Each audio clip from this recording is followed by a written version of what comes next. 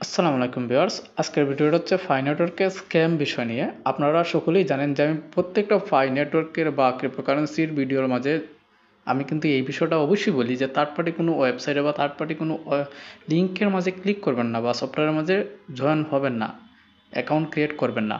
কিন্তু তবুও আপনারা একই কাজ করে কিন্তু বিপদে পড়েন, পরে কোনো রকমভাবে কোনো লাভ হয় না, কারণ অ্যাকাউন্টটা ফিরিয়ে আনা সম্ভব হয় না।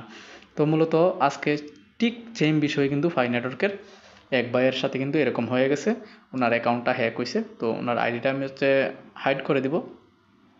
সো দেখেন এখানে মাঝে ভাই আমি সিলেট থেকে বলছি, আমার ফাই ওয়ালেট থেকে 51 টোকেন হ্যাক করে নিয়ে গেছে। এখন কি আমার ওয়ালেট পরিবর্তন করতে হবে? আর ওয়ালেট পরিবর্তন করিলে ডিপোজিটে থাকা ফাই টোকেনগুলো কি নতুন ওয়ালেটে পাওয়া যাবে?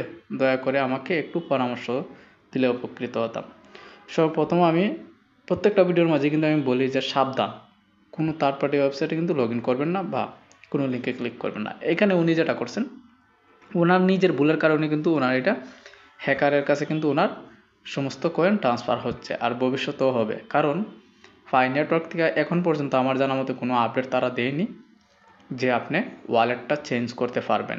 যখন আপনার 1 থেকে 9 পর্যন্ত কমপ্লিট হয়ে যাবে, তখন কিন্তু আপনার পুরান ওয়ালেটের সাথে কিন্তু সমস্ত কিছু কানেক্টেড হয়ে যাবে।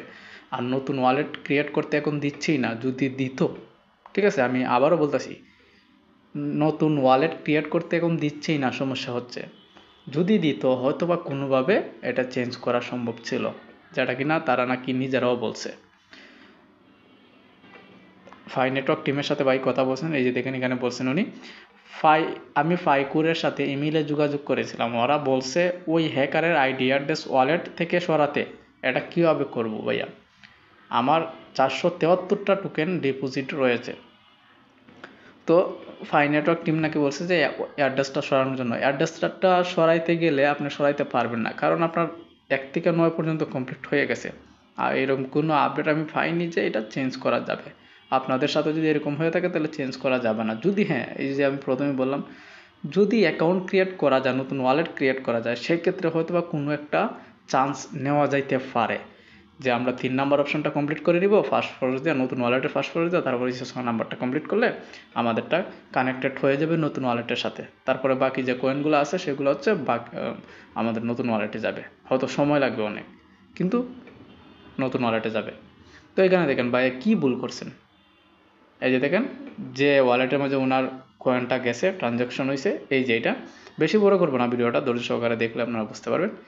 এই ওয়ালেটের মাঝে যাচ্ছে, এই 51 টোকেন ওনার অলরেডি এই ওয়ালেটের মাঝে চলে গেছে।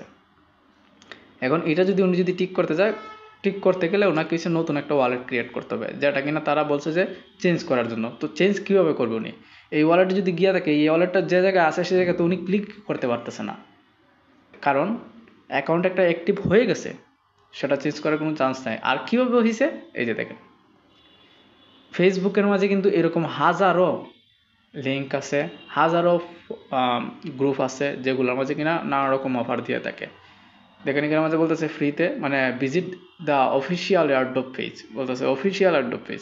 ওইখানে নাকি ঢুকলে 614 ফাই আপনি পেয়ে যাবেন ফ্রিতে, যেটা বলতেছি এখানে মাঝে। আর লিমিটেড অফার দেখেন কি সুন্দরভাবে তারা সাজাইছে। তো এখানে উনি ক্লিক করছেন, সাথে সাথে ওনার অ্যাকাউন্টটা হ্যাক হয়ে গেছে, ঠিক আছে। এখন আর একটা বিষয়, শুধু ক্লিক করার সাথে সাথে কিন্তু হ্যাক হয়নি। ওইখানে মাঝে উনি ফাই নেটওয়ার্কে যতগুলো ডকুমেন্টস দিয়েছেন, দিয়ে লগ ইন করছেন, তার কারণে কিন্তু এরকম হয়েছে।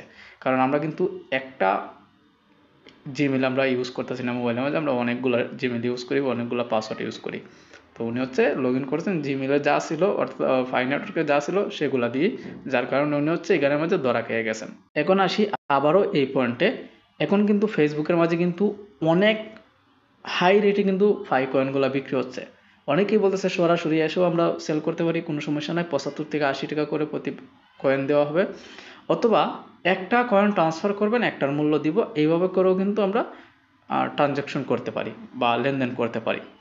তো সেক্ষেত্রেও কিন্তু 100 থেকে 120 টাকা করে কিন্তু প্রতি কয়েনের মূল্য তারা দিচ্ছে। আর এটা কিন্তু বাস্তবে হচ্ছে, যারা কিন্তু সরাসরি সেল করতেছে বসে, তাদের ক্ষেত্রে কিন্তু হচ্ছে, কিন্তু সাবধান তবুও, কারণ হচ্ছে অ্যাকাউন্ট কিন্তু সাসপেন্ড হওয়ার চান্সেস বেশি। আর যারা মনে করেন যে অ্যাকাউন্ট সাসপেন্ড হোক বা যাই হোক, আমার যে কয়েনগুলো আছে সেগুলো সেল করে কিছু টাকা হাতে নিয়ে নিই, পরে যদি না লঞ্চ করে তাহলে, তো এই ধরনের চিন্তাভাবনা যাদের আছে তারা সেল করতে পারেন, কিন্তু সরাসরি সেল করবেন কখনোই আপনারা দূরত্ব বজায় রেখে কখনোই সেল করতে যাবেন না, তাহলে যে কয়েনটা আপনি বিক্রি করে পকেটে টাকা নিতে চাচ্ছেন সেই টাকাও পাবেন না, কয়েনও যাবে এবং আপনার অ্যাকাউন্টও সাসপেন্ড হবে। এরকম হয়ে গেছে কিন্তু অলরেডি অনেকগুলা। সো আজকের জন্য আমি এইটুকু রাখতেছি, এই ভাইয়ের মতো কেউই এরকম ভুল করবেন না।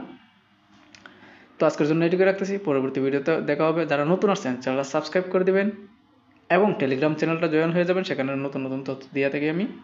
একটা লাইক একটা কমেন্ট করে দিবেন।